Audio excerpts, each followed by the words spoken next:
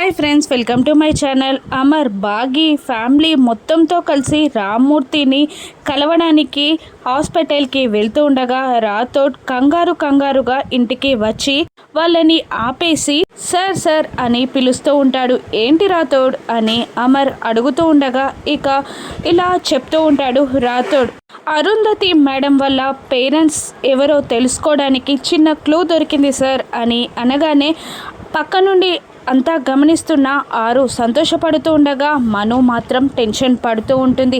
ఏంటి రాథోడ్ అది అని అమర్ ఎగ్జైటింగ్గా రాథోడ్ని అడుగుతూ ఉండగా ఇక రాథోడ్ మేడం ప్రార్థన చిల్డ్రన్ హోమ్ నుంచి సరస్వతి వార్డెన్ దగ్గరికి వచ్చిందట సార్ అని రాథోడ్ అమర్తో చెప్పగానే ఇక బాగీకి రామ్మూర్తి చెప్పిన మాటలు గుర్తొస్తూ ఉంటాయి. ఇక మీ అక్క కూడా ఆ అనాథాశ్రమం నుండి సరస్వతి వార్డెన్ అనే ఆవిడ దగ్గరికి వెళ్ళిందంట, ఆవిడ దగ్గరే పెరిగిందట అన్న రామ్మూర్తి మాటలు గుర్తు తెచ్చుకున్న బాగి సంతోషపడుతూ ఆశ్చర్యపోతూ సరస్వతి వార్డెన్ ఎవరో తెలుసా మీకు అని అడుగుతుంటుంది. అప్పుడు అమర్ మీ ఇంట్లో ఉన్నావిడ సరస్వతి మేడమే అని నువ్వు చెప్పావు కదా అని అమర్ అంటూ ఉంటాడు.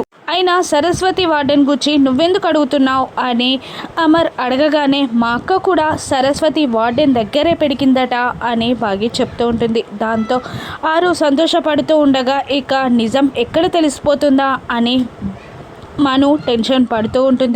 ఈ విషయాలన్నీ వీళ్ళు చర్చించుకునే టైంలోనే సరస్వతి మేడంకి మెలకువ వస్తూ ఉంటుంది. ఇక సరస్వతి మేడం ద్వారా ప్రార్థన చిల్డ్రన్ హోమ్ నుంచి తీసుకొచ్చిన పాప ఆరు అని అమర్ తెలుసుకుంటాడా?